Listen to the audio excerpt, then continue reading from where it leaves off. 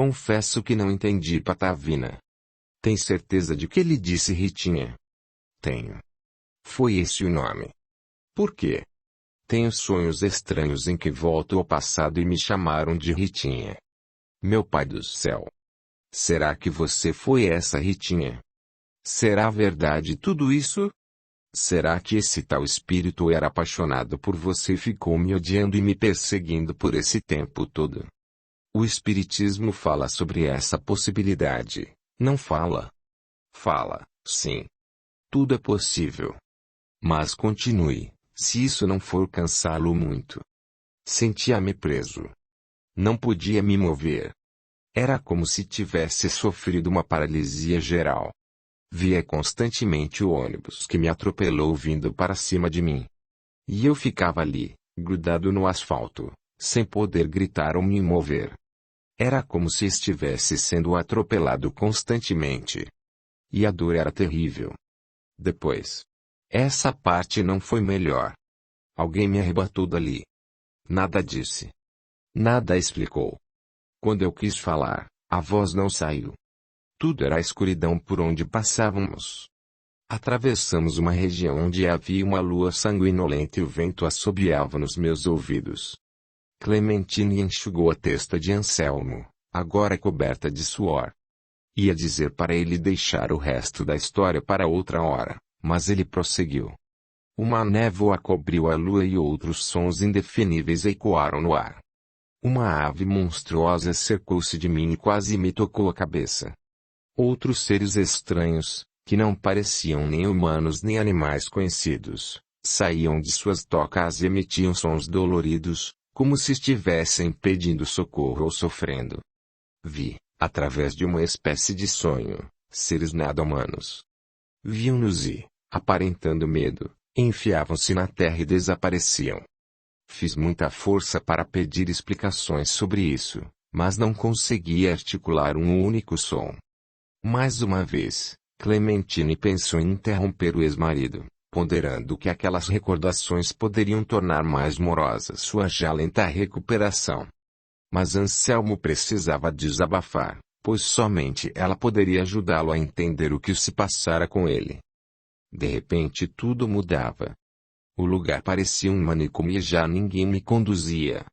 Senti-me dependente como um bebê. Os loucos, com roupas andrajosas, de dentro de suas celas, esticavam as mãos e me tocavam a genitália. Riam. Debochavam. Chamavam-me de Dom Juan. E eu me senti como um daqueles loucos.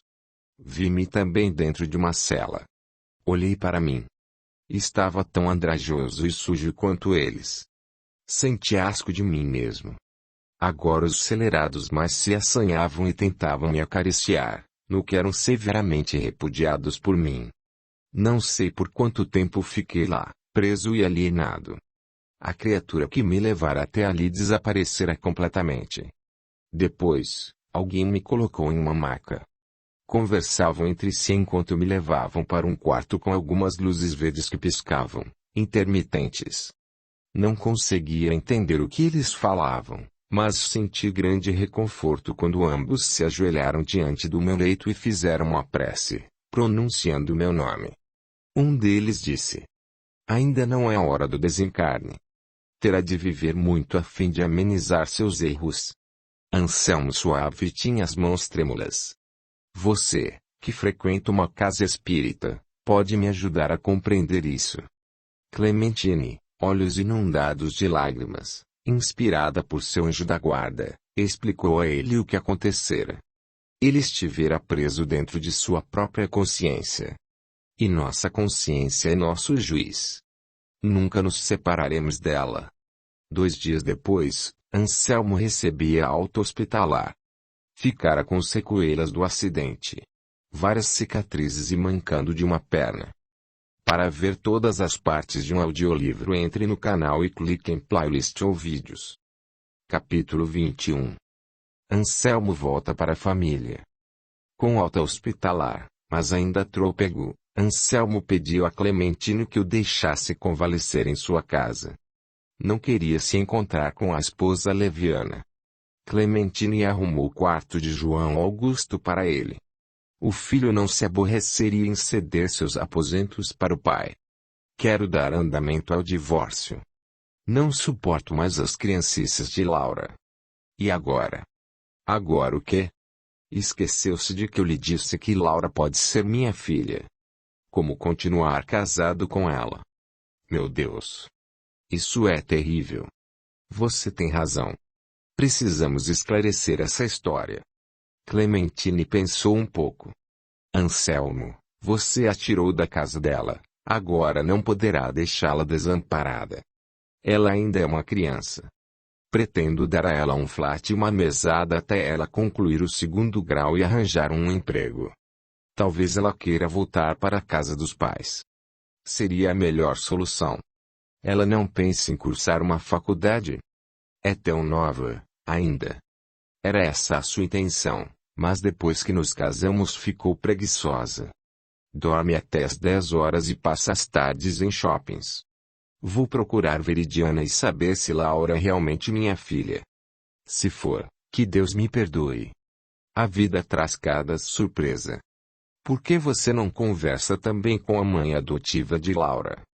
Poucas vezes conversei pessoalmente com os pais dela. Falávamos mais ao telefone. Laura sempre dizia que era com ela que eu ia me casar e não com sua família. Não é possível. Laura dizia que os pais viajavam muito e nunca estavam em casa. Um dia me falou que não se dava bem com a família e que tanto a mãe quanto o pai eram contra nosso casamento. Assim, nunca insisti. Esclareça logo isso. Faça um exame de DNA. Ela é a cara da Veridiana. Não se parece nada comigo. Isso me dá a esperança de não ser o pai. O exame de DNA esclarecerá tudo. Talvez nem precise. É só localizar a Veridiana e ela deverá saber quem é o pai. Como Laura reagirá ao saber disso tudo? Estou preocupado. Não adianta sofrer antes da hora. Ela se exaspera por pouca coisa. Talvez se revolte no primeiro momento, mas depois ficará contente com a herança que terá direito. Bem, agora deite-se. Ainda não está curado. Continua pálido e magro. Vou fazer um jantar caprichado, pois comida de hospital ensoça. Clementine. Lembra-se dos nossos bons tempos. Como poderia esquecer? Tínhamos tanta paz, até você. Não terminou de falar.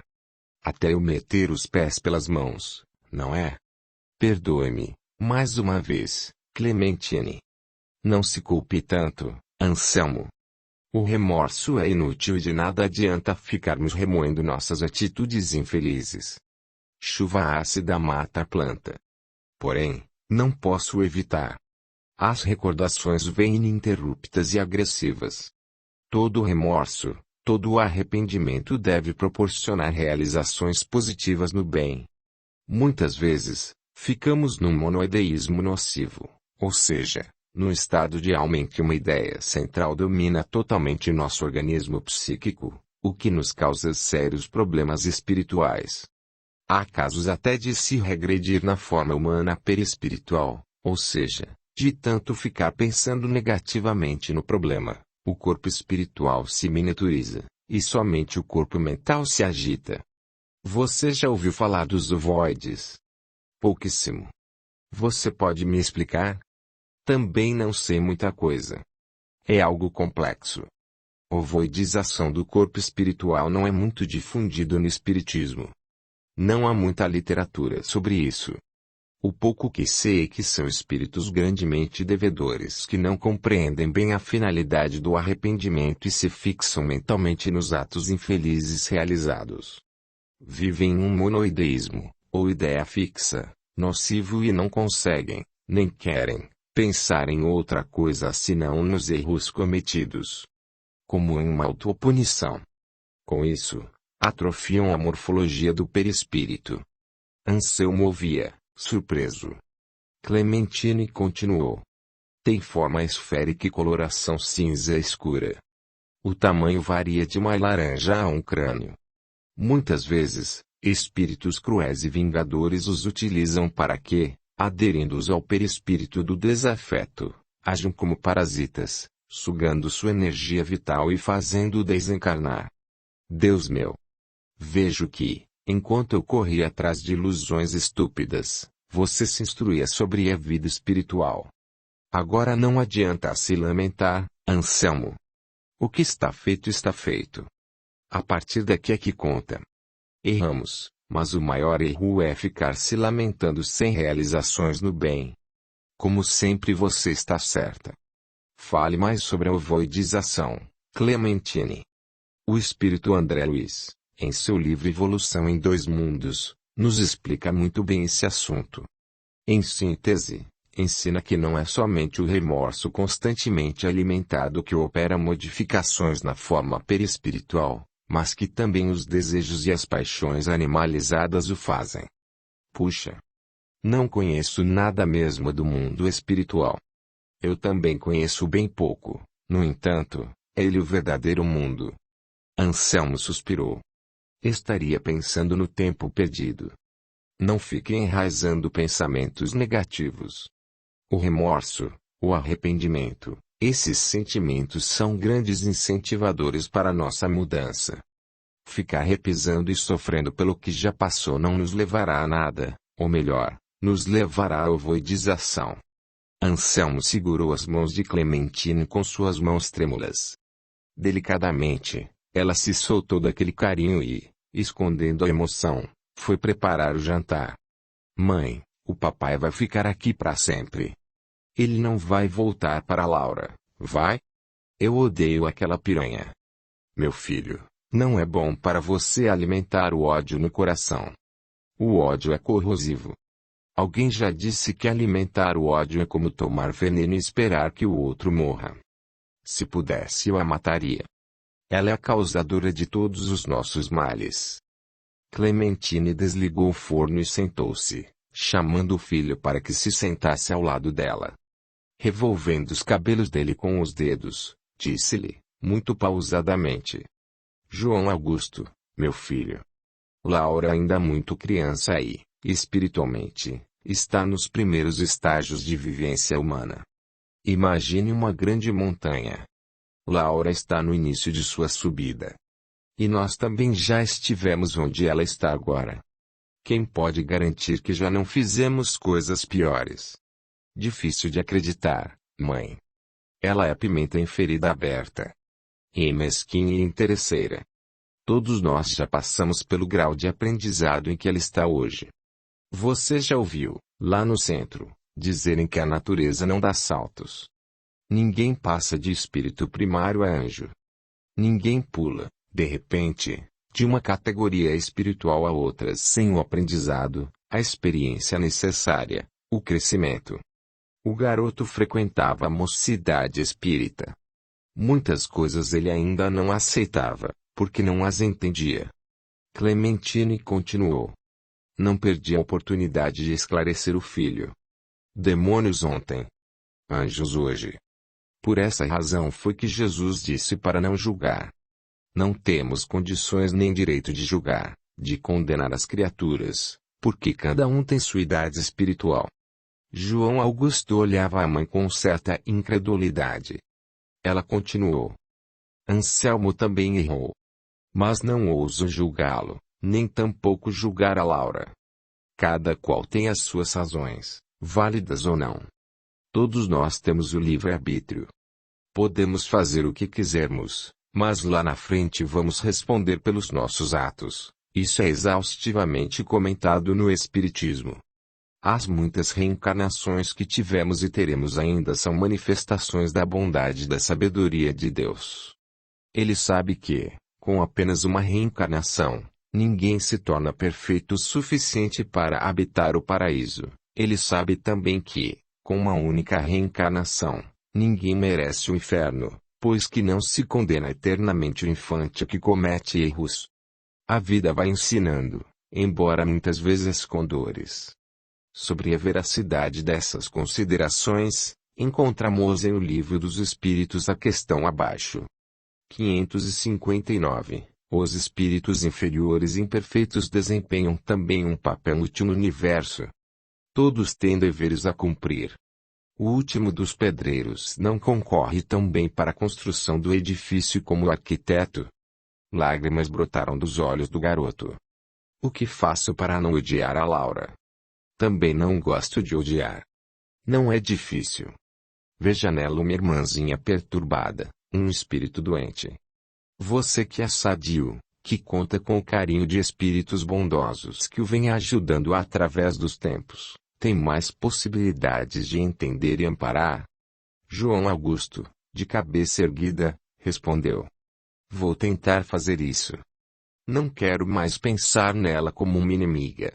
Vou pensar nela como uma pessoa doente, que precisa de cuidados. Clementine abraçou o filho. Assim é que se fala, meu filho. Agradeço a Deus todos os dias por ter você comigo. Agora vá falar com seu pai. Ele já perguntou 2 vezes por você. Capítulo 22. O regresso de Veridiana. Assim que se restabeleceu, Anselmo se preparava para ir até sua casa. Pretendia falar com Laura, pois esta, ao saber que ele preferira ficar convalescendo na residência da ex-esposa, fingira-se de muito ofendida e só trocara poucas palavras com ele, e ainda assim por telefone.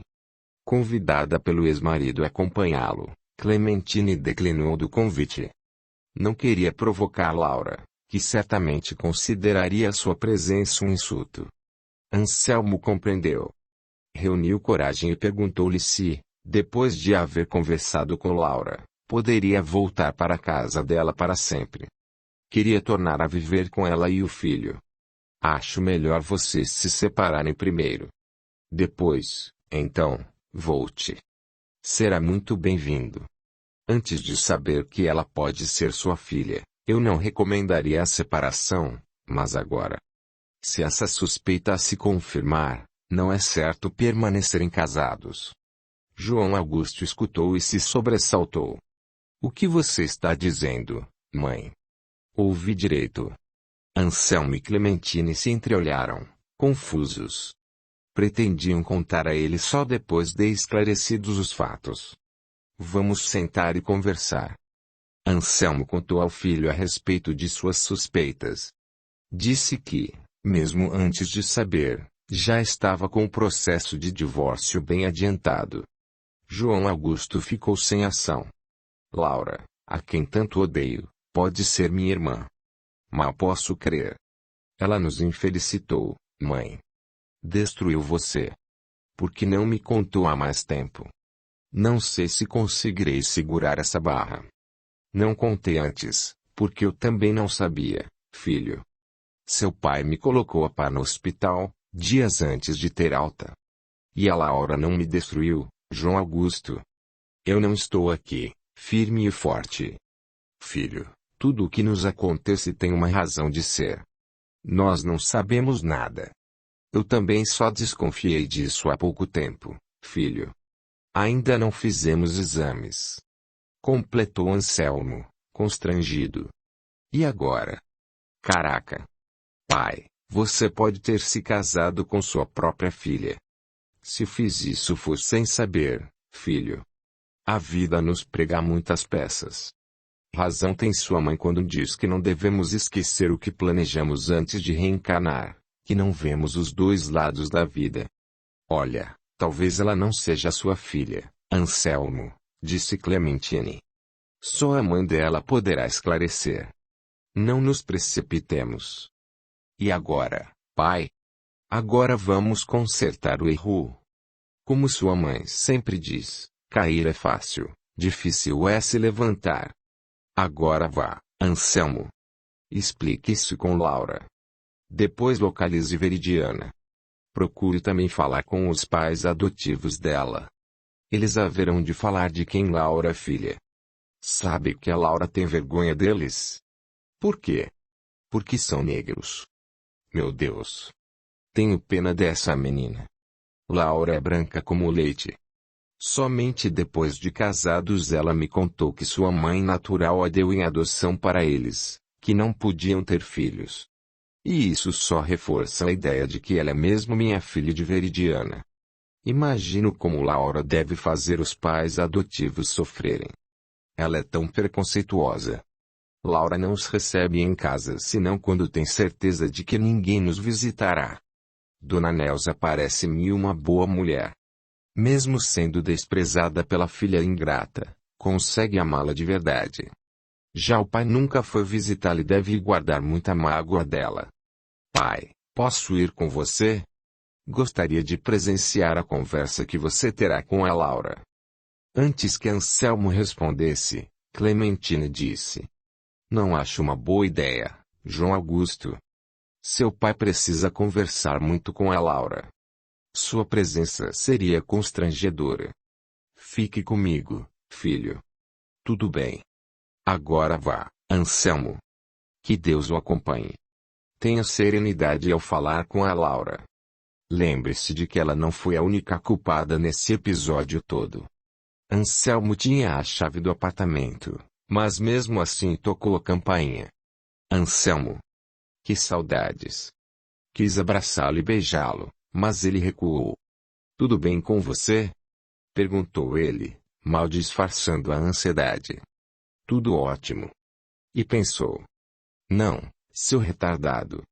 Como pode estar tudo ótimo se tem um serzinho intrometido na barriga e se sei que você é tão duro que não vai me perdoar nem sustar a ação do divórcio? Precisamos conversar. Olha, Anselmo, você não poderia esquecer esse divórcio. Sei que você me ama. Eu também gosto muito de você. Laura, por favor, pare com essa farsa. Não vim aqui para falar do divórcio, que já está bem encaminhado. Vamos falar de nós. Do que descobri. Laura sentiu um calafrio. Imaginou que o Sandrinha houvesse contado a ele sobre o estupro e a consequente gravidez. Sem dar tempo para Anselmo dizer a que viera, gritou, já em lágrimas: Eu não tive culpa. Aquele negro desgraçado me seguiu e me estuprou. Juro que nem o conheço. Essa criança que está aqui, vou abortar. Não sou obrigada a carregar um filho que não pedi e que ainda por cima é um negro. Foi a vez de Anselmo ficar surpreso. Sentiu palpitações e achou que fosse ter um infarto. Suas pernas tremiam. O que você está dizendo, criatura? Ora essa. Estou falando do estupro que sofri há quase 3 meses. Estou falando que estou grávida. E agora? Vai me enforcar de novo? Hoje não tem ninguém para me salvar, aproveite. Morro, mas também mato essa criança intrometida. Anselmo foi até a cozinha e tomou um copo d'água. Voltou à sala, onde Laura se debulhava em lágrimas e batia na barriga. Não faça isso, Laura. Eu compreendo. A jovem estranhou o tom conciliatório do marido. Por instantes, teve esperanças de que Anselmo pudesse ajudá-la na realização do aborto. Anselmo, você está diferente. Parece mais calmo. Não vai me insultar? Não está furioso achando que estou mentindo? Olha, não estou inventando nada. Isso tudo que lhe contei é verdade. Está bem. Conte-me como aconteceu.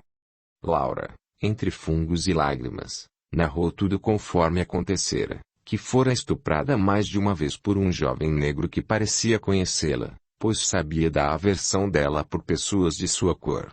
Eu sabia que este seu preconceito descabido um dia lhe renderia prejuízos. O que você pensa que é para se achar melhor do que os negros? Se o que a Clementine afirma sobre reencarnação for verdade, depois desta existência você poderá renascer negra. Ai, quero ver. Deus me livre. Disse isto e se benzeu. Depois dessa demonstração de racismo, ainda tem a coragem de se persignar? Um gesto cristão em uma criatura anticristã é hipocrisia e incoerência. Olha, não aceito suas recriminações. Vamos parando por aqui. Bem, Laura, e o que você pretende fazer? Quero abortar. Você me ajuda? De forma alguma. Não é certo. Não matar é um dos 10 mandamentos. Sou cristão, apesar de todos os meus defeitos. Mas, então, o que faço? Devo ser mãe de um. Não continue. Já adverti de que esse racismo desprezível ainda vai lhe trazer mais sofrimentos. Os negros são filhos de Deus tanto quanto os brancos, os japoneses ou qualquer outro ser humano. A diferença entre as criaturas não está na cor da pele e sim no caráter. Já sondou o seu caráter, Laura? Não preciso dos seus conselhos. Se não quer me ajudar, pelo menos não me ofenda. Estou tentando fazer você enxergar. Conheço a Dona Nelsa e conheço você. Dona Nelsa é, de longe, 1000 vezes mais gente do que você. O cabelo dela é encarapinhado e a pele é negra. O seu é louro e liso. Sua pele é quase transparente de tão branca. E se pudéssemos ver a alma de vocês duas, ela estaria bem mais perto de Deus do que você. Seria o anjo e o anticristo. Laura parou de chorar. Olhou com ódio para Anselmo. Se pudesse, avançaria sobre ele e o estrangularia. Embora nervoso, Anselmo convidou-a a se sentar. Laura, tenho algo muito sério a lhe contar. Não foi sobre seu estupro ou gravidez que vim falar, pois nem sabia disso. Não? Sobre o que quer falar? Sobre você. Sobre seu nascimento. Sobre sua mãe biológica. Não quero saber de minha mãe biológica. Ela, além de me abandonar, arrumou negros para serem os meus pais adotivos. Acho que fez de propósito para me ferrar. Eu preferiria que ela tivesse me abortado. Acho que você tem algum problema de ordem mental. Não é possível que não aprenda alguma coisa com seus erros. Anselmo sentia-se triste. Aquela quase menina seria mesmo sua filha. Tão diferente dele e de Veridiana. No entanto, quando estava perto dela, sua memória espiritual o levava a uma fazenda de escravos e principalmente a sua proprietária. Ele sentia que sua alma habitava, então, outra indumentária física. Tudo se envolvia em fiapos de recordações que iam e voltavam em flashes confusos. Não sabia por que a mente o jogava a um passado distante. Laura se lhe apresentava como a perversa fazendeira que fora capaz de matar uma criança e, com isso, causar a morte de sua mãe escravizada. Mas não.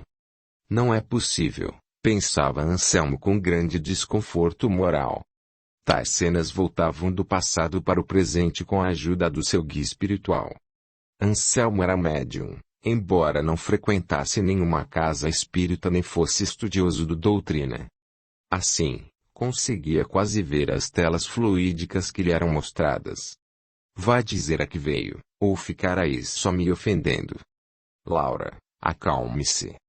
Vou lhe contar algo que talvez a choque, como chocou a mim. O quê? No ano de seu nascimento, em fins de 1960. Sob os olhos espantadíssimos de Laura, ele contou tudo quanto se passara na casa de Veridiana. Quer mesmo que eu acredite nisso? É a pura verdade. Acho que sou seu pai, Laura. Infelizmente. E eu tenho então mais um motivo para odiar você. Como pôde me abandonar? Fugiu à sua responsabilidade. E agora vem dando uma de santo. Achando-se melhor do que eu. Também essa tal Veridiana. Ela não pode ser minha mãe. Não tenho mãe. Não gosto da Neusa nem da Veridiana. As duas são odiosas. Gritava e chorava descontroladamente.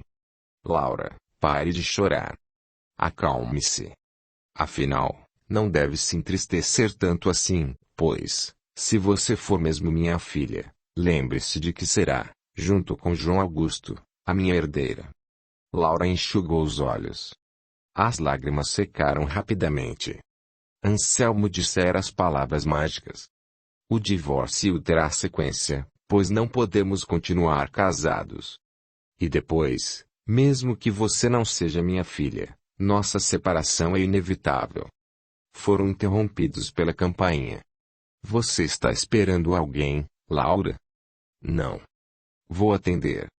Para sua surpresa, Nelsa estava à porta, acompanhada por outra mulher. O que você está fazendo aqui? Perguntou Laura agressivamente. Vim lhe apresentar sua mãe biológica, Veridiana. Laura recuou. Ia bater a porta na cara delas, quando Anselmo apareceu e interferiu. Veridiana. Entre. Está em minha casa. Eu preciso mesmo falar com você. Laura, agastada e insolente como só ela sabia ser, sentou-se longe dos três. Foi Dona Nelsa quem chamou você a meu pedido? Parece-me que você mora em Miami, não é? Fui procurá-la na sua antiga casa e lá me informaram que sua família havia se mudado para o exterior. Foi a Nelsa, sim. Sempre mantivemos contato. Apesar de tudo, preocupava-me com a Laura. Antes de virmos para cá, passamos na casa de Clementine. Nelsa e ela se conheceram recentemente. Muito amável, ela nos pôs a par de tudo. Sinto muito que tudo isso esteja acontecendo. Fico imaginando como deve estar sendo traumático para você, Anselmo. Laura já sabe? Estava conversando sobre isso com ela quando você chegou. Veridiana, por que você não me contou que havia engravidado naquela festa, em 1960, e que a criança era minha? Porque a deu em adoção. Não foi possível sua localização, Anselmo. Você havia se mudado para o Rio de Janeiro e eu sequer tinha seu endereço. De mais a mais, eu não queria atrapalhar seus estudos. E, principalmente, porque... Fez uma pausa, envergonhada do que iria dizer. Continue, por favor, Veridiana. Porque eu pretendia fazer um aborto. Depois mudei de ideia. Graças a Deus. Veridiana olhou para Laura. Depois de tanto tempo, ela ainda não conseguirá apagar as reminiscências do passado. Laura, a quem nada passava despercebido, encarou sua mãe biológica com muito ódio e vociferou. Devia ter me abortado. Melhor do que me dar um casal de negros sem filhos. Riu, mas seu riso era de escárnio. Neuza, que sempre ficava calada ante os insultos da filha, olhou para ela com piedade. Pobre menina tola. Um dia você terá um corpo negro e agradecerá pela oportunidade de se vestir com ele e poder voltar a fim de corrigir essa vida torta que leva hoje. Laura arrepiou-se. Ia falar algo, mas Anselmo pôs o dedo indicador direito sobre os lábios, impondo silêncio. Veridiana, você confirma então? Laura é mesmo minha filha biológica? Há necessidade de fazer exame de DNA. Anselmo, não tenho certeza se a Laura é sua filha. Uma esperança brotou no coração de Anselmo. Como assim? Lembro-me de que tínhamos intimidade. Sim, eu sei que tínhamos. Só que, naquela festa, também me relacionei com outro rapaz, o Fabiano. Então, talvez seja ele o pai e não você. Estávamos todos embriagados. Laura acompanhava a conversa. Estava confusa e revoltada. Anselmo continuou. Meu Deus! Agora me lembro. O Fabiano era um rapazinho bem louro. Louríssimo, confirmou Veridiana olhando para Laura. E, ainda observando a filha, prosseguiu. Estou muito arrependida. Aquela época, eu era ingênua e tola. Tivesse naquele tempo a mentalidade que tenho hoje, nada disso teria acontecido. Mas, quando a consciência doeu, já era tarde para voltar atrás. Sofri. Sofro ainda por ter causado, involuntariamente, tanto sofrimento a Nelsa e a seu marido. Eles mereciam uma filha boa e amorosa, mas Laura os despreza somente porque são negros. Ora, acho que aqui só tem santos. Eu sou a única mejeira. Agora apareceu outro personagem da história. Quem é esse Fabiano? Se for ele ou meu pai, espero que seja bem rico, disse Laura, com ironia. Laura, perdoe-me, se puder. Disse Veridiana. Perdoe também a mim, Laura. Quando aceitei como filha, não podia imaginar que a cor da minha pele seria ofensiva para você. Nasci negra e não sou nem um pouco inferior, por isso atalhou Nelsa. Laura afastou-se sem dizer nada. Trancou-se no quarto e chorou. Arrependimento? Não. Ainda não. O exame de DNA foi feito. Anselmo não era o pai de Laura. A Fabiano cabia tal paternidade. Todos respiraram com alívio. Que susto! Que isso me sirva de lição, doravante. Obrigado, meu Deus, pensou Anselmo. Mais alguns meses e estavam divorciados. A pedido de Veridiana, Laura permaneceu provisoriamente na casa de Anselmo. Nesse tempo, ela procuraria ajudar a filha. Capítulo 23. O nascimento de Antônio Aurélio. Anselmo havia se modificado bastante. Para melhor. Estava mais calmo, mais introspectivo e mais humano. Divorciara-se de Laura, mas permitira que ela continuasse morando na casa pelo menos até o nascimento do bebê. Tampouco fora morar com Clementine, porque Laura o chantageara dizendo que, caso ele voltasse com a ex-esposa, ela se mataria levando consigo a criança e deixaria uma carta acusando-o. Dessa louca criatura é possível esperar tal coisa atrás, pensara Anselmo. De certa forma, Laura quisera punir Anselmo, porque sabia que voltar para Clementine era sua maior vontade. De qualquer forma, ele sempre procurava estar na companhia da mãe de seu filho, muito se beneficiando com seus esclarecimentos e conselhos. Então, você agora vai ser minha babá, Anselmo. Vai me ajudar a expulsar esse negrinho de dentro de mim, não vai? Ficou feliz em não ser o pai desta mejeira, a quê? Mas também a Veridiana, hein? Que disposição! Não lhe bastava o namorado. Uau! Isso eu poderia até a perdoar, mas me entregar para negros. Dizia Laura, encarando o ex-marido com ar de desafio e de deboche. Apesar de conhecê-la tão bem, Anselmo ainda se chocava com a falta de respeito de Laura. Com calma, mas com firmeza, respondeu. Laura, se você pensa que somos melhores do que os negros só pela cor de nossa pele, saiba que você está completamente enganada. O que diferencia as pessoas são as qualidades morais e espirituais que elas possuem, nada mais. Já está na hora de você ser menos ignorante. Não vou admitir preconceitos aqui dentro da minha casa. Esta casa não é só sua. Tenho direito a uma parte dela, conforme foi decidido pelo juiz na ação do divórcio. Não vou discutir isso com você. Mas não haverá aborto. Vamos marcar uma consulta com o Dr. Farias e fazer um bom pré-natal. Bem, então eu vou ter mesmo que parir esse negro. Não continue. Se referir à criança nesse tom ofensivo, sou capaz de lhe dar uma boa surra. Passarei todos os meus bens para meu filho e Clementine e deixarei você sem nada. Sou advogado e, se eu quiser, tenho meios de arruinar você. Esse argumento bastou para fazer Laura se calar. Tudo bem, mas não vou cuidar desse bebê. Ele será todo seu e da Clementine. A mosca morta de sua ex já está até fazendo casaquinhos de lã. Hilário. De quantos meses a gestação? O Dr. Farias é quem vai dizer com certeza. Mas acho que de uns 3 meses. É o tempo que faz que aquela desgraça me aconteceu. Anselmo acompanhou Laura à consulta. Tudo bem com ela e o bebê, Dr. Farias? Está tudo em ordem. A gestação tem por volta de 13 semanas. Laura estava extremamente aborrecida. Não gostava nem de pensar naquele filho indesejado. Mas Anselmo ameaçara caso ela abortasse. Diante da possibilidade de ficar sem nada material, acabara se rendendo ao desejo dele, mas tensionava nem olhar para a criança quando ela nascesse. Faria o mesmo que haviam feito com ela. Pretendia dá-la em adoção ou a deixaria com Anselmo, caso ele se interessasse em criar aquele filho de um estupro. À medida que a barriga crescia, a futura mamãe odiava cada vez mais aquele que ela chamava de intruso e que aos poucos deformava as belas formas que ela tanto valorizava.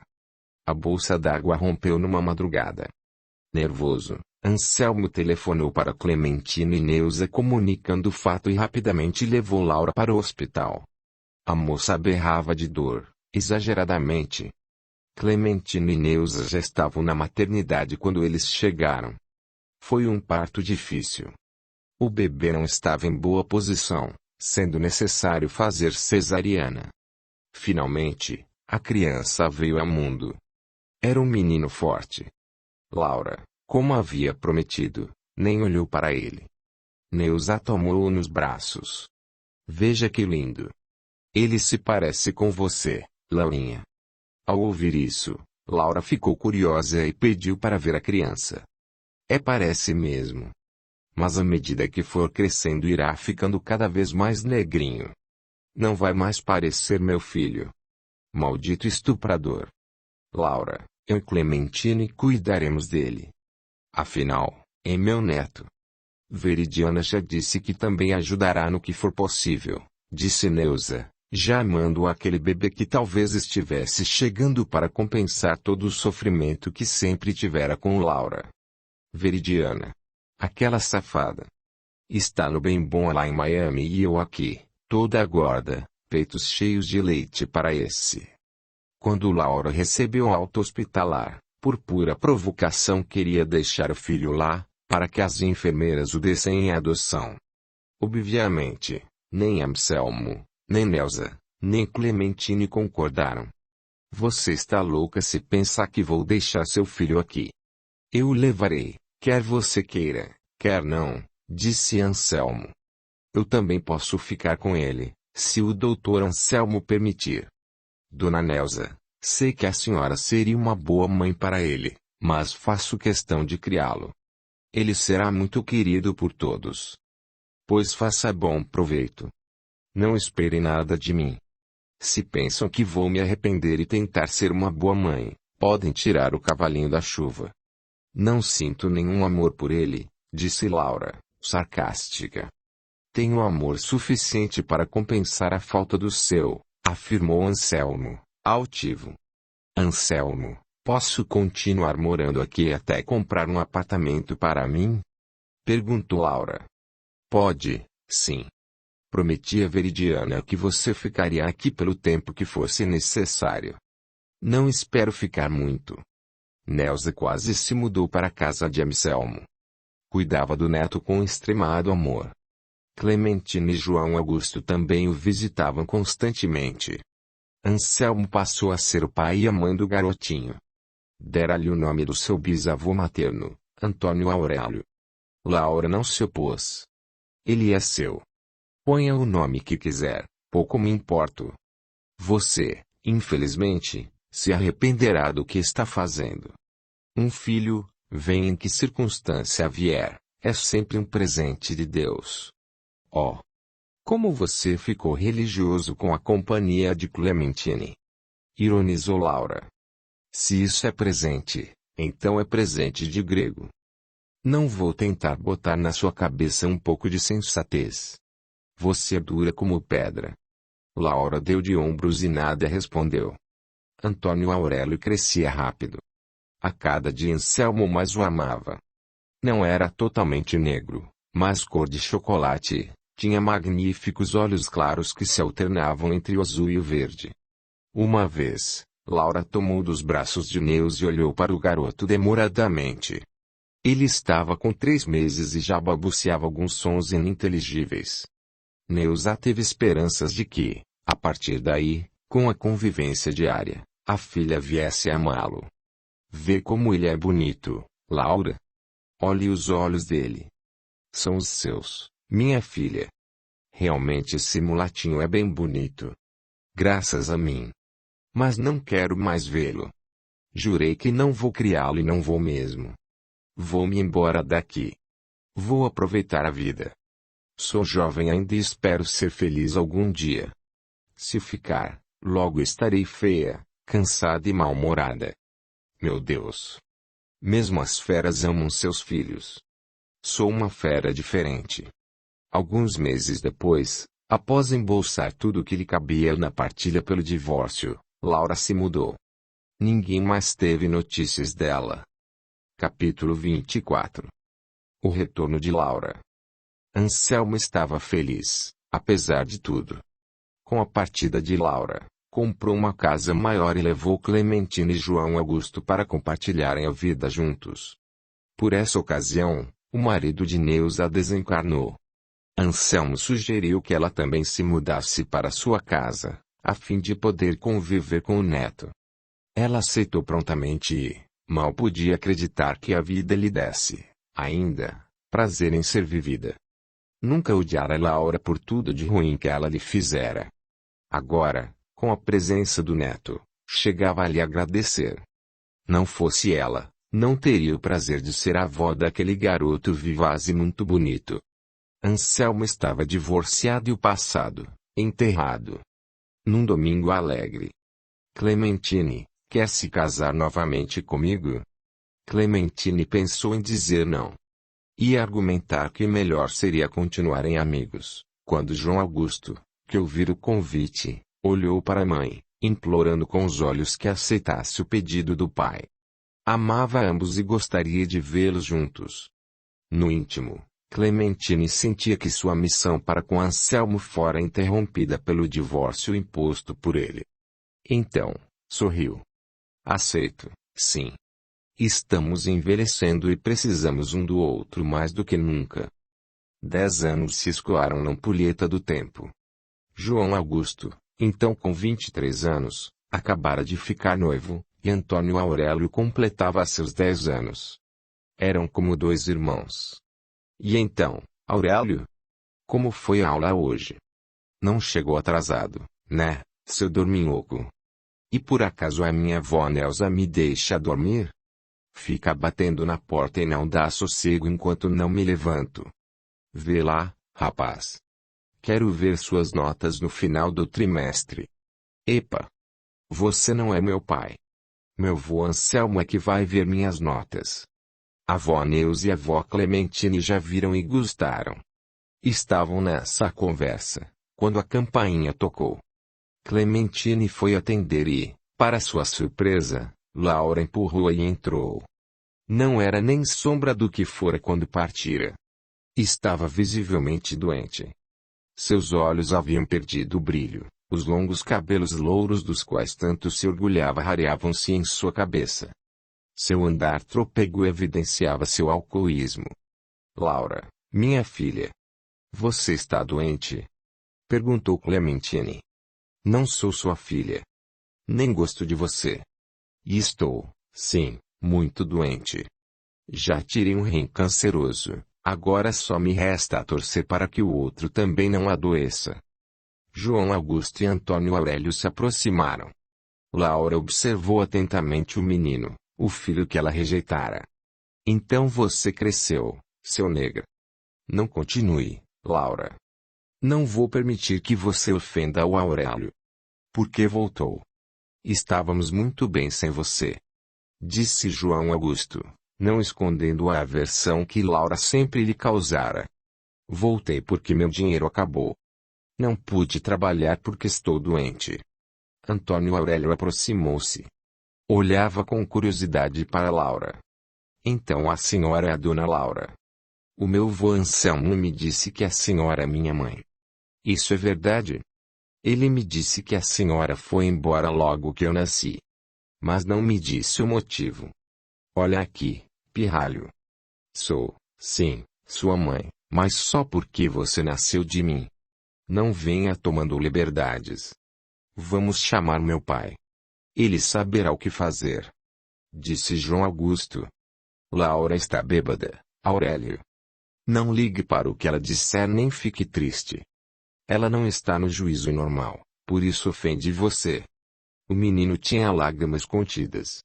Nada disse. Neuza, ouvindo o alarido, apareceu na sala e quase desmaiou de tanta surpresa. Meu Deus! Minha filha! Você nem parece a mesma Laura. O que aconteceu? Aconteceu isso que você está vendo, preta velha. Estou um caco. Sinta-se vingada por todo o mal que eu lhe fiz e que, se puder, farei ainda. Filha, vamos. Dê-me suas mãos. Vamos subir e tomar um banho quente. Clementine, você prepara um café para ela. Fiz um bolo. Parece que estava adivinhando que teríamos visita para o lanche. Não quero ir com você. E rindo, olha que boto você no tronco. Anselmo acabava de chegar e ouviu as últimas palavras de Laura. Assustou-se. Olha se não é o doutor Anselmo. Está feliz em me ver. Diga que sim. Pelo menos você. Você já foi meu marido, lembra? Ah! Ah! Ah! Anselmo encheu-se de piedade por aquele ser tão imaturo. Era bem verdade que a vida lhe havia pregado muitas peças, mas todas forjadas por ela mesma, fazendo uso de seu livre-arbítrio. Ação e reação. Plantio e colheita. Que bom que o senhor chegou, seu Anselmo. Quero levá-la ao banheiro para lhe dar um banho, mas ela não quer vir comigo. Poderá convencê-la? Pediu Neuza. Acompanhe sua mãe, Laura. Depois de um banho, com certeza você se sentirá melhor. Então conversaremos e você me contará tudo o que fez nesses 10 anos de ausência. Laura respondeu, ironicamente. Não venha dar uma de bom samaritano. Você faz isso só para me humilhar, para me mostrar o quanto é magnânimo e eu sou perversa. Detesto esse seu lado de santinho do palco. Não é nada disso, Laura. Vá com sua mãe para o banheiro. Está precisando muito de um banho quente. Laura obedeceu. De repente, mudou a expressão insolente. Aí, que dor. Acho que desta vez São Pedro vai ganhar a parada. Mas não vai ser fácil. Gosto de viver. Vou lutar até o fim, viu, meu santo? Não pense que vai ser fácil. Ah! Ah! Ah! Neuza esforçou-se para não chorar. Partia-lhe o coração ver a filha adotiva naquele estado. Depois do banho você se sentirá melhor. O doutor Anselmo vai levar você a um bom médico e você vai sarar, com a graça de Deus. Neuza lhe deu um banho. Enxugou-a como se fazia quando ela era pequenina. As lágrimas de Laura deslizaram, enfim, por seu rosto emaciado. Não sei por que ainda estou viva.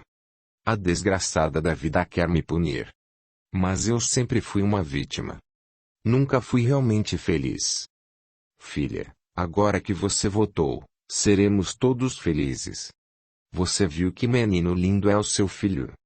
Ele não é meu filho. Nunca mais diga isso. Nunca mais. Neuza vestiu-a com suas roupas, embora Laura reclamasse. Deixei minhas malas no armário da rodoviária. Vou pedir para irem buscá-las. Você está gorda como uma barrica. Credo. Este vestido é grande demais para mim. Por que não faz uma dieta rigorosa? Ora, querida, é só por hoje. Amanhã já terá suas roupas. E quer saber? Sou uma preta velha mesmo. Risos. Depois, uma cachoeira de lágrimas de ambas. Audiolivro realizado pelo canal Surya Chand Audiobook. Capítulo 25. A vida sempre devolve o que lhe damos. Anselmo levou a ex-esposa a um oncologista. A sós com ele, após alguns exames, o médico se mostrou preocupado. Doutor Anselmo, o caso dela é grave. Gravíssimo. Como deixou a doença chegar a esse nível? Laura não mora comigo. Fazia 10 anos que não tínhamos notícias dela. Assim que deu à luz, ela saiu de casa. É uma pessoa de difícil trato. Só faz o que quer. Nem sei como concordou em vir comigo aqui para se tratar. Chegou anteontem em minha casa, nesse estado. E também se tornou alcoólatra, como o senhor deve ter percebido. Ela mesma me contou e disse que não pretende parar de beber. É o seguinte. Vou pedir mais alguns exames. Pela dor que ela diz sentir em vários lugares, acho que houve metástase. Talvez tenhamos de retirar o outro rim, então ela precisará de um doador. Mas não nos precipitemos. Anselmo ficou lívido. Suas pernas tremeram. Com a voz embargada, disse. Farei tudo o que for possível, Dr. Sullivan. Poderei doar um dos meus rins, se for mesmo preciso e se isso puder ser feito sem risco de rejeição. Não é tão simples assim. Tem de haver compatibilidade. Vamos interná-la para os exames. É melhor que ela fique aqui, está muito debilitada. Laura entrou na sala, sem a menor cerimônia. Posso saber o que falam a meu respeito? Olha, Dr. Sullivan, não acredite nele. Ele me odeia. Laura. Como pode entrar assim, sem bater a porta? E eu não odeio você. Você é que se odeia. O médico pediu que ela se acalmasse e tentou lhe explicar a necessidade de internação. Nem pense que vou ficar aqui.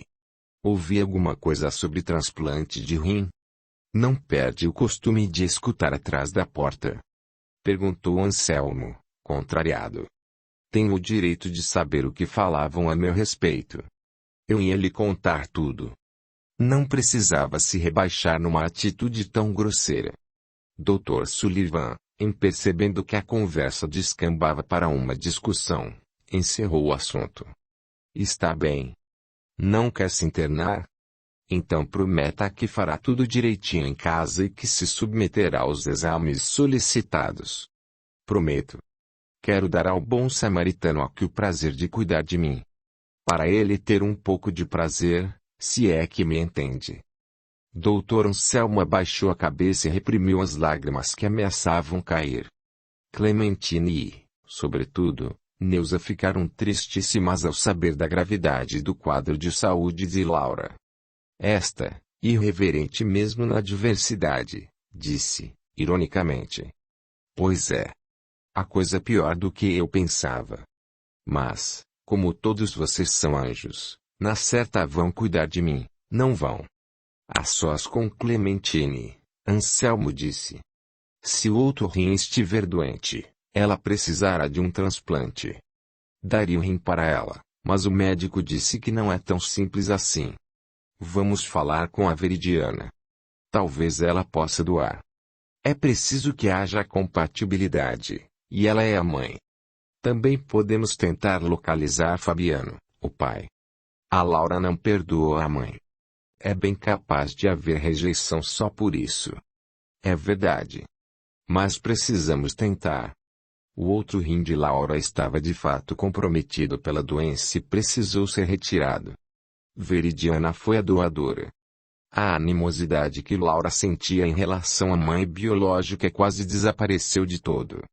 Por outro lado, seu ódio por Clementine crescia a cada dia.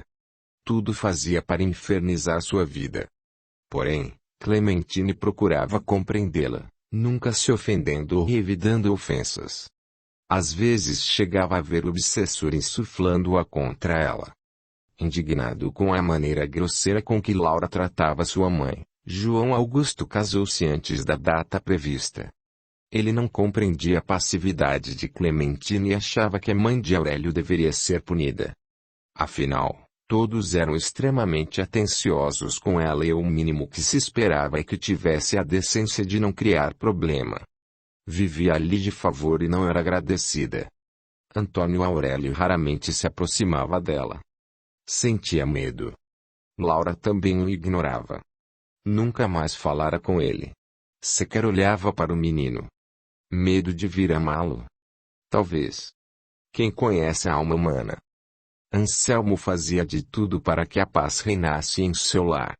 Na medida do possível, satisfazia os caprichos de Laura, que, depois de tudo que passara, e ainda bem debilitada pela doença, adotara um comportamento um pouco mais carinhosa com ele e com Neuza. Clementine e Neuza tentaram mais de uma vez levá-la a uma casa espírita ou a alguma igreja, mas Laura, além de não aceitar, fez troço do convite, chamando-as de ratazanas de igreja. Vocês duas pensam que com isso vão ganhar o céu. Não pensamos que vamos ganhar o céu, mas sim aprender a viver melhor, respeitando as leis divinas. Sabemos muito bem que qualquer religião é inócua se não houver transformação interior. Bem, não pretendo mudar. Se quiserem me aceitar como sou, tudo bem. Mas não venham querer me convencer e me canonizar. Santa Laura. Riu alto e depois teve uma crise de choro. Era infeliz e se comprazia nisso, arrumando sempre motivos para alimentar a dor e a desilusão. Clementina e Neuza desistiram. A vida haveria de ensiná-la. Se ela precisava da dor para aprender, o que fazer? O grito da empregada foi ouvido por todos da casa. Laura foi encontrada desmaiada no quarto. O reboliço foi geral. João Augusto, que nesse dia viera visitar a família, ajudou-a como pôde, apesar de não gostar dela. Foi Deus quem mandou você aqui, meu filho. Vamos levar a Laura imediatamente para o hospital. Seu pai está em viagem de negócios e me encarregou de cuidar dela. O que será que aconteceu? Ainda há pouco ela estava bem. Colocaram Laura, inconsciente, no carro e em instantes estavam no hospital. Ela tivera um problema cardíaco e não voltou do coma. Depois de alguns dias, desencarnou. Sua expressão no esquife era de amargura. O rosto bonito dos tempos passados transformara-se em uma máscara arroxeada e macilenta. Clementine, através de sua vidência, viu quando alguns desencarnados negros e agressivos apossaram-se dela e levaram-na dali. Ainda ouviu o que parecia ser o líder dizer: hoje temos alimento suficiente. Essa safada tem bastante fluido vital. Assim que a entregarmos ao chefe, voltaremos aqui para sugar seu cadáver. Vamos aproveitar. Teremos um banquete. Clementine, num primeiro momento, imaginou que aquilo não acontecera realmente. Era cruel demais. Estava pálida quando Neuza se aproximou. O que você tem? Está trêmula. Neuza, os obsessores a levaram daqui, mesmo antes do desligamento de todos os plexos. Foi horrível. Você não viu? Vi que vários desencarnados encapuzados disputavam o resto dos fluidos vitais dela. Criaturas vorazes do que mais se assemelhavam a grosseiros animais. Pobrezinha. Vamos orar. Que Deus se compadeça dela. Pobre filha. Anselmo chegou e foi posto a par do que se passara. Chorou. Apesar de tudo, sentia que jamais poderia odiar Laura, pois estavam ligados por elos do passado. Epílogo, enfim, a morte os reaproxima. Sabedoria não faltou a Jesus quando disse: a cada um segundo seus atos. Se soubéssemos que a colheita de espinhos nos fere, tomaríamos mais cuidados para não semear. Todavia, tais espinhos são, na maioria das vezes, necessários para nos acordar. A vida não nos quer na inércia improdutiva. Evoluir é preciso. Estamos todos subordinados às leis naturais, que são as leis divinas. Ninguém, no seu bom senso, julgue que Deus está longe demais de nós para nos observar e nos propiciar o aprendizado. Não. Deus não está longe de sua criação, mas dentro dela. Nós não o vemos nem o sentimos, porque nossas vibrações são ainda grosseiras, incompatíveis com as de Deus Pai. À medida que vamos crescendo em espírito, nossos fluidos vão se tornando mais sutis e vamos sentindo a divina presença. Não ocorre isso também na nossa vida material. Nós não vemos nem ouvimos tudo o que poderíamos ver e ouvir, porque estamos limitados aos 5 sentidos. Em situações futuras, poderemos ver, ouvir, sentir e nos comunicarmos de forma mais abrangente. Pouco sabemos da vida material. Bem menos ainda sabemos da vida espiritual. Mais 15 anos se passaram rapidamente pela ampulheta do tempo. Nossos personagens estavam envelhecidos. A ausência de Laura fora um armistício concedido àquela família. João Augusto estava feliz com sua prole. 2 meninos e uma menina. Clementina e Neuza os paparicavam. Antônio Aurélio estava com 25 anos e também planejava se casar. Seu sorriso espontâneo alegrava os familiares. Neuza o havia colocado a par dos problemas de Laura e ele compreendera, não guardando nenhum rancor de sua mãe biológica. Anselmo estava doente. Envelhecido, já não advogava mais. Todas as noites os 3, ele, Clementina e Neuza oravam por Laura. Sabiam que ela estava sofrendo. Logo após o desencarne, ela foi conduzida a uma região do umbral e presa em uma caverna escura. Muitos negros, ao saberem que ela fora uma fazendeira cruel num passado mais remoto, e uma pessoa extremamente racista em sua última reencarnação, tinham decidido se vingar dela em nome de todos os afrodescendentes aos quais ela havia humilhado e maltratado.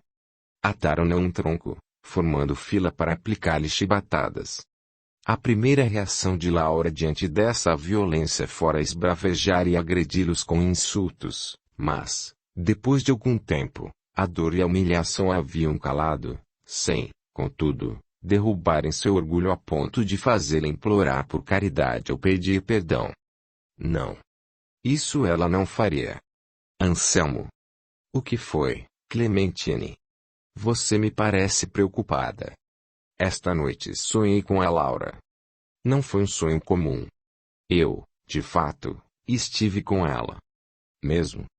Como ela está? Nada bem. Ela não me via, queria fugir de onde estava. Contorcia-se amarrada a um tronco. Seu aspecto causava tristeza. As vestes estavam rasgadas e sujas. De sua boca escorria uma secreção esverdeada e mal cheirosa. Ela reclamava.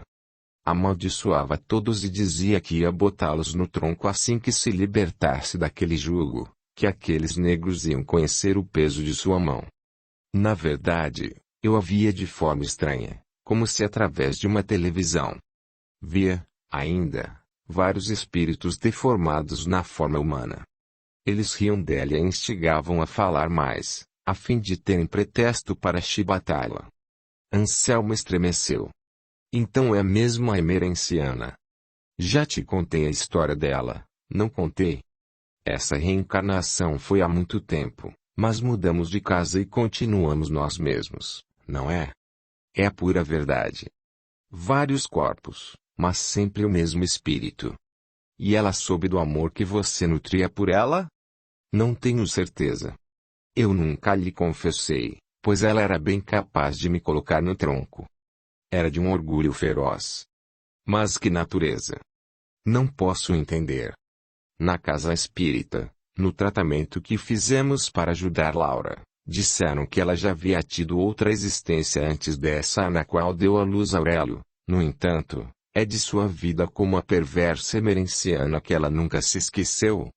Emerenciana, a Laura de hoje, tivera, depois daquela malfadada reencarnação como fazendeira, mais 2 outras existências. Logo depois de morrer como emerenciana, reencarnara, porém sua existência fora bem curta. Desencarnara ainda muito criança por uma queda que lhe abrira o crânio, tal qual fizera com a filha da escrava Conceição, conforme já narrado anteriormente. Vagara muito tempo nas trevas. Sofrera muito nas mãos de vingadores e finalmente reencarnara como Eveline, a avó de Veridiana. Dessas existências, porém, fizera questão de esquecer para se concentrar somente na fazendeira emerenciana, a cruel perseguidora dos negros escravizados. O que a Veridiana te contou sobre a Laura? Ela disse que a Laura foi sua avó Eveline que reencarnou contrariando sua vontade. Falou da repulsa que Eveline sentia pelos afrodescendentes. Ela me invadiu. Queria tanto voltar à vida material que se aproximou demais e foi atraída pelo meu óvulo fecundado. Eu nem sabia que isso era possível. Só depois, estudando mais o espiritismo, vim a saber dos automatismos que regem a vida, principalmente nos reinos mais primários, disse-me Veridiana há bem pouco tempo. Incrível. Mas o fato de ela não se esquecer daquela existência anterior explica-se. Deve ter sido muito gratificante para seu orgulho ser fazendeira, dona da vida dos escravizados. Poderosa. E isso a marcou profundamente. Aliás, foi você que me explicou isso. Esses traumas que se enraizam na alma. É verdade. Sobre seu sonho. Você ia me contar outra coisa. Parece que Laura está vendo um jeito de fugir de lá. Está tentando convencer uma entidade apelidada de Carcará a ajudá-la a escapar daquele lugar e enganar os seus antigos escravos. Rebelde como é, não sei como ainda não fugiu. Estrelas cintilavam em um céu límpido. A lua, vez ou outra, fugia de detrás de alguma nuvem inconveniente e olhava a terra. A humanidade, que não tinha tempo ou sensibilidade para admirar o firmamento, seguia com suas paixões e seus equívocos, vivendo os dias sem se questionar até quando estaria desfrutando desse lar terreno. E Deus não apressa. Há tempo de semear e tempo de colher. Há etapas de dor e de felicidade. Clementine adoecera. Não mais deixava a cama, para preocupação da família que muito amava. Refizera sua vida com Anselmo e viviam em paz. Como está hoje, mãe? Melhor, meu filho. E você? A Marilda sarou do resfriado. E as crianças? Está tudo bem, mãe. Crianças é modo de dizer, né? Já são adolescentes. Filho, quero que você vá se preparando. Minha saúde. João Augusto sabia que a mãe se referia. Mas não queria admitir que seu estado de saúde era precário e que logo ela partiria para outra dimensão do universo. Ele sabia que o espírito não morre, mas era tão dolorido imaginar que ficaria sem aquela presença bondosa. Enxugou, furtivamente, uma lágrima. Mãe, por favor, não fale mais isso. Acho que você ainda viverá muito. Isso é certo, filho. Viverei muito, pois a morte é apenas uma mudança necessária. Sabemos que herdamos de Deus a imortalidade. Somos filhos dele, somos eternos. Anselmo ouviu as últimas palavras de Clementine. Estava ferido com a perspectiva da partida daquela que lhe fora o arrimo espiritual. Clementine, percebo que você está desanimada, meu bem. Vamos. Tire essa expressão sofrida desse rosto tão querido. Anselmo, quero lhe pedir que tenha muita força. Não se desespere quando eu partir. Se realmente está agradecido pela minha dedicação, tenha serenidade. Dê o exemplo de compreensão e aceitação. Anselmo não pôde responder. Apenas acenou com a cabeça. Creio que está chegando a hora. Presinto, aqui neste quarto, junto a mim, uma presença muito amada. Meu Deus! É o amor de Priscas Eras que veio me dar as boas-vindas. Anselmo, ele pede a você que não tenha ciúmes. Nosso amor é espiritual e data de muito tempo. Pai, o que ela está dizendo? É o delírio da morte. Não é isso, não, filho.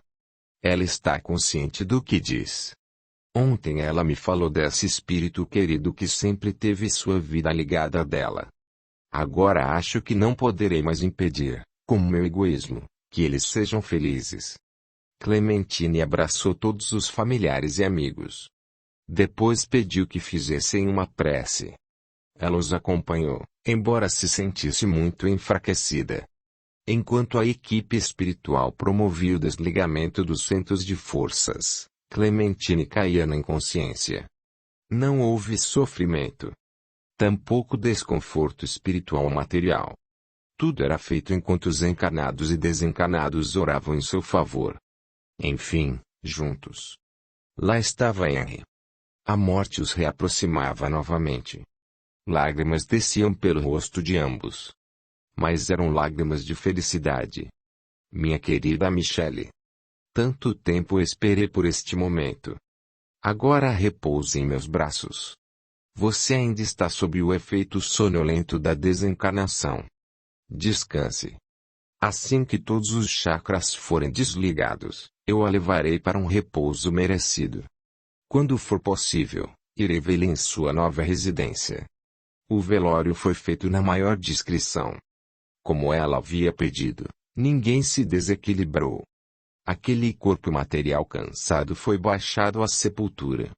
A terra lhe seria cobertor, e o perfume de tantas flores espalhadas em seu túmulo era o hálito de Deus na Terra Santa. O lar de Anselmo entristeceu-se com aquela partida.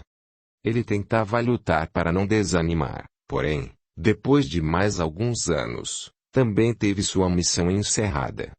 Rodeado pelos familiares, vivia seus últimos dias como encarnado. Muito havia progredido nessa existência. Pensou em Clementine. Perdoe-me, Clementine. Serei eternamente grato por sua companhia, pela ajuda sem a qual eu não teria vencido a mim mesmo. O espírito Clementine e o espírito Henri vieram ajudar na desencarnação de Anselmo e dar um alento de esperança àquele que tanto errara, mas que soubera se redimir. Anselmo, eu também lhe peço perdão se não pude ser a esposa que você idealizou. Na quase inconsciência do desencarne, Anselmo ouviu. Meu Deus! Eu não mereço. Você veio, minha amiga. Então, agora sei que há mesmo vida depois desta vida. Quanto a lhe perdoar, não há motivo para você me pedir perdão. Você foi perfeita. O errado sempre fui eu.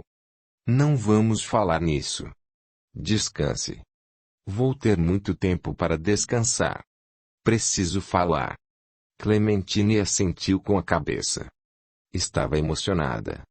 Anselmo era, agora, o grande amigo que compartilhara com ela momentos bons e maus.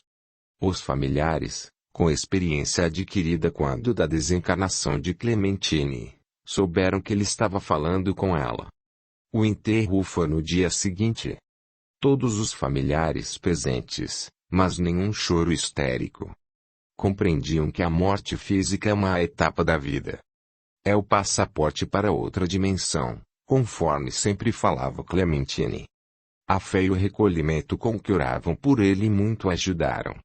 Desencarnou sereno, certo de que fizeram o melhor possível.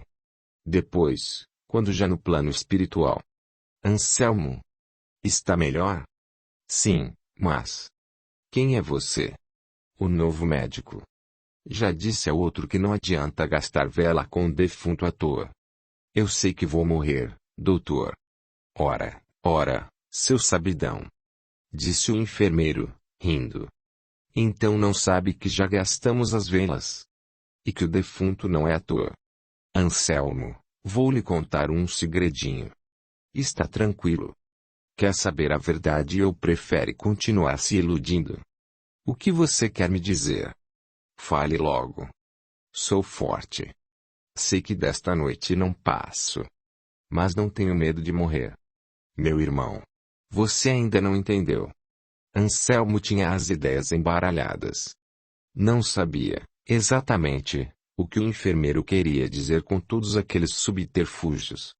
Doutor Anselmo, você se lembra de mim? Anselmo encarou demoradamente. Depois de um esforço, quase gritou. Edivaldo. Edivaldo. Ora essa, você foi meu obsessor por alguns anos, não foi?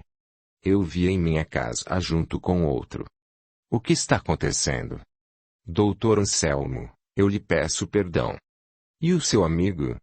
Aquele que me odiava mais do que você? O Duda? Ele está em outra colônia junto com um dos seus filhos. Ele também não obsidia mais ninguém. Está totalmente modificado. Nós nos visitamos constantemente. Mas... Espera aí.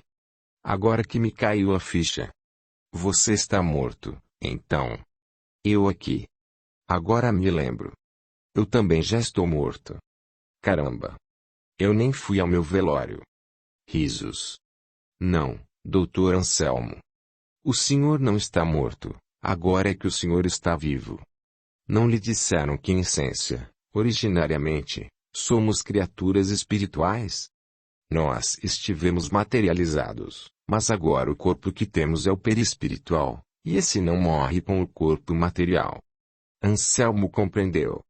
3 meses depois, já estava familiarizado com o novo lar. Trabalhou ali por 20 anos, sempre orando e pedindo aos seus superiores que permitissem a organização de uma caravana a fim de resgatar Laura. Conseguiu a permissão e seguiram em direção ao umbral. Atravessada a zona de maior perigo, a caravana voltou, exceto Edivaldo, que o acompanharia nas buscas por Laura, pois um sentimento bom unia ela.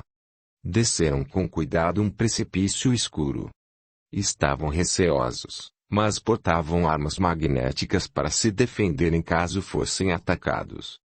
E também poderiam voltar rapidamente, o que não acontecia com a maioria dos desencarnados daquela região umbralina. O sol chegava tímido àquele local. Seres estranhos os observavam. Alguns tentavam amedrontá-los, outros fugiam desesperados, gritando que eram inocentes e não se deixariam prender novamente, pois muitos já haviam sofrido. Sobre árvores raquíticas, algumas aves de aspecto sinistro emitiam um som estranho, como se estivessem rindo, ou chorando. Depois de percorrerem aquela região sem muito resultado, enfim alguém lhes informou o paradeiro de Laura. Na manhã seguinte ela foi encontrada. Estava irreconhecível. Sua pele lembrava a crosta de um jacaré. Quando falava, um líquido pegajoso se lhe escorria pela boca. A princípio Laura não reconheceu Anselmo. Não se manifestou quando ele lhe disse. Finalmente, Laura, a morte nos reaproximou novamente. Carinhosamente ele a levou dali. Os espíritos revanchistas já estavam saciados na vingança. Entediados. Já não sentiam desejo de continuar alimentando o ódio. Depois de anos de tratamento, amparada no amor de Anselmo, Laura melhorou seu aspecto perispiritual e seu equilíbrio psíquico. Tornara-se, porém, econômica no falar. Vezes sem conta, após horas de meditação, lágrimas orvalhavam seu rosto ainda emaciado. Ela passara muitos anos no umbral. Sofrera demais. Estaria pronta para as mudanças. Para se conscientizar de que evoluir a lei do planeta. O que é isso que você está examinando com tanto zelo, Laurinha? Perguntou Anselmo, mostrando curiosidade. São apontamentos para minha nova existência. Quer ver? Sim, claro. Então, você. Daqui a aproximadamente 5 anos vou reencarnar. Estou feliz, mas muito preocupada. Fiz muito mal e, para dizer a verdade, ainda tenho prevenção contra afrodescendentes. Eu não queria sentir isso, sei que é absurdo e ridículo, mas parece que não consigo superar. Vai dar tudo certo desta vez. Tenha fé. Deixa-me ver esses apontamentos. Entre outras coisas contidas no mapa reencarnatório de Laura, Anselmo pôde ler.